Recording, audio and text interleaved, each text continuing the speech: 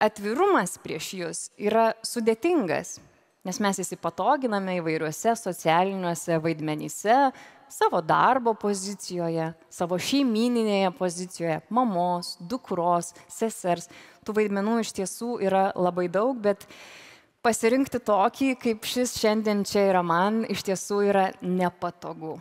Tad atvirai sakau, kad būtent taip šiandien čia ir jaučiuosi ir tikiuosi, kad atvirumas bus kelias ir į jūsų širdis ir kad galėsime surasti tą bendrumą, kuris iš tiesų yra svarbus.